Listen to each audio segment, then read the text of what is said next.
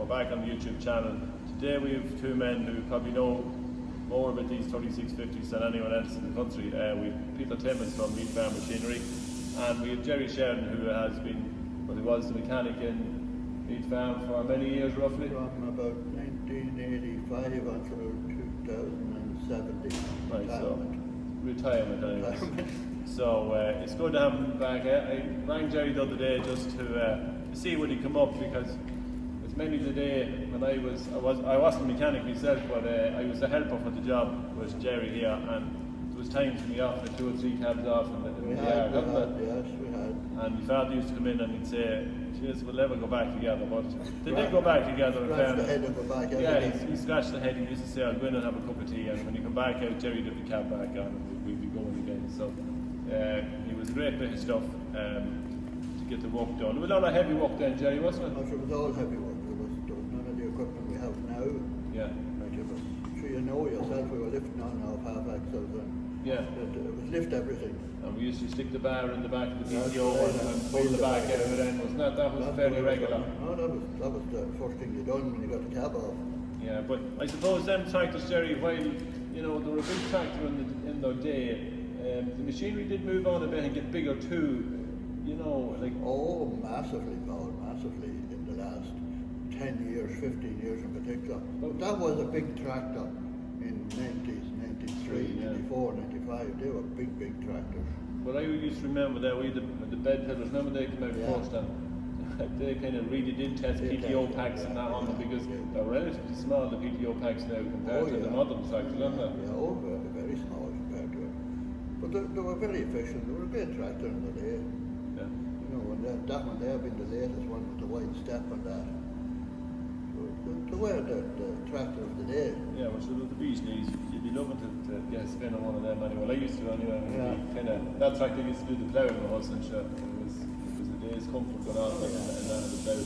Peter, I suppose, were the 3650s of all the 50 ranges, would they have been the bigger seller? 28 was a good one? 2850 was a good one, but the 3650 was the big tractor in 1993. It was a big tractor, and I remember the day well that yourself and your father. You remember that day too. I remember. I have been with him on probably most of the deals, but that day I got after the tea. He says, "Look, if we go down here, I think we're going to buy a tractor." So I remember going into you in the office. The Porta-cabin, yeah, a lot of deals done on that. We went into the Porta-cabin, and it was about 100 degrees heated in, and there wasn't a great man with the heat. Well, it was 150 again. You had the tractor on, but me anyway, the sweat was running down my back. And my father used to say, you know, when you see people push the glasses up, you know you're in the deal, like, you know what I mean. Yeah. So well, you have price lists there, don't you, from that? Thanks for bringing them up. The price list at that time, and when I looked at it there this morning, I didn't realise VAT at that time was 25%. Okay. You know, so the 3650 was 45,261. That was VAT included. So you take 25% off that. So it brought to 34,000. Okay. You know, so that was a list price. But I think from memory, you gave around 24 or 5. Yeah, I wasn't sure. Now, if I look up on the loft later on, I'll probably get the invoice for that particular, which I will look now. And then I remember you hadn't got the tractor at the time, wasn't that? I know. And that caused another little bit of aggro at home, wasn't it? Ian was in college in Warrenstown, and he told one of his friends that he was going to do a bit of ploughing for him. And sure, when he came home, our tractor 3650 that we had was gone, and he had no tractor. Yeah, I know. The one you brought up actually had a Diddy dash. Because I mean, we got it. I said, "I don't think we'll give this one back." I was saying it was, you know, because it was really modern and all that. It was. But anyway, when the other 36 came, I think his first job actually was with my father the baler. I think he went off baling hay with it. So it was probably a big tractor for the baler, but it was the new tractor, and he wanted to drive it. Square baler. Yeah. I think actually he was baling in the sheds are here now. Yeah. See, Ian said to me, I remember being up when he got Eddie got the new tractor, and he was out baling out behind the sheds. Yeah. So he was a great man for a big tractor and a small baler. Like he just and big bales. There's That was, no clay there now, it's all concrete. well, that's time moves on, doesn't it? Yeah. Right, listen, thanks a million for that. There's nothing else then we'll say on the 50 range that, you know, they did develop a little bit, didn't it? There was the earlier models, we had three of them here. There was 89, there was a 91 and a 93. But that's the latest one, as Gerry said there, with the wide steps. Everyone was looking for the wide steps. Wide step single battery. Yeah. They're a little bit of a restored, they're sought after, aren't they? Sought after, yeah, definitely.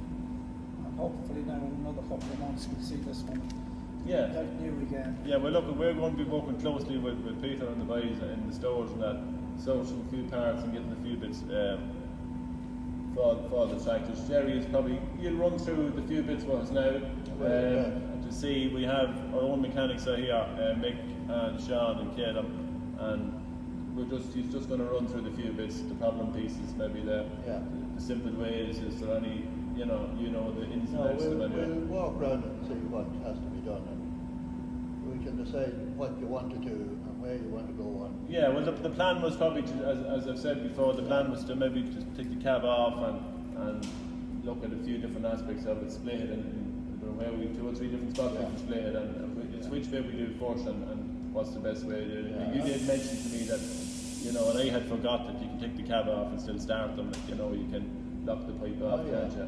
You can start it. You can't. You can bring it around with the forklift then. You can't drive it, but you can start it.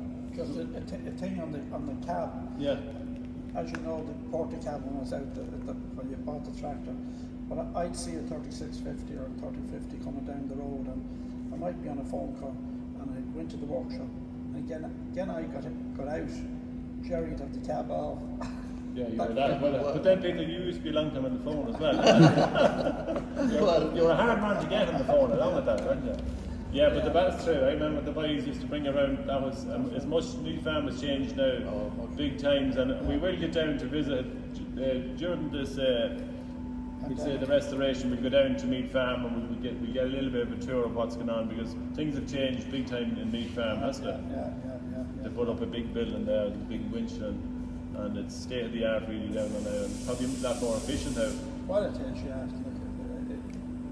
Putting brackets on a tractor for a start, it used to take maybe 3 or 4 hours. You put them on in a half an hour. Yeah. You know, with the winch. Well, I walked through the old workshop the other day. I was full of lawnmowers. It's amazing like the way things have changed. But the big workshop now I is. think all the work that was done on that. Well, I mean, it was that's all you had, and it was done. Like, you know, I suppose tractors were smaller, and maybe you could put more tractors in the spaces where now, you know, with big harvesters. You could put 5 or 6 of them in 3650s or 2850s, and now you can only put 2 or 3 tractors, the big tractors. You know. Yeah, very good. Right, look, Gerry, we won't be. I know you guys are busy, so we walk through this tractor here.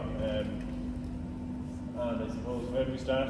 Do you want to take the lead on this? Do we take the cab off first? What we spoke about earlier was we'd take the cab off, take the bonnet off, cab off, give it a good washing, take it out, give it a good washing, run it, see where your oilings were.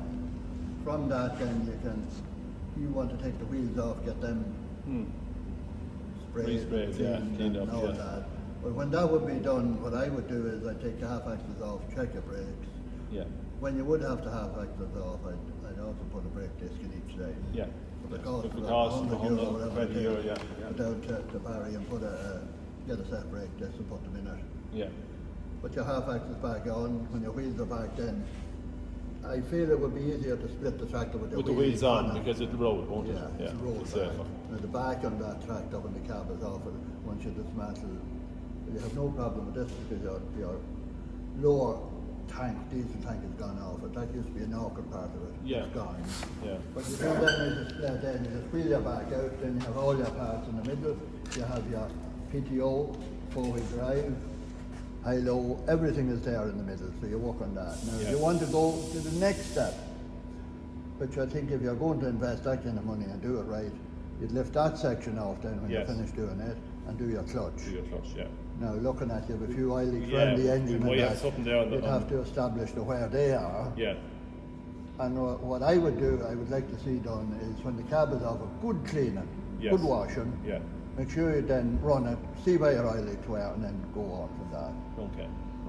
That would be very condensed, Yeah.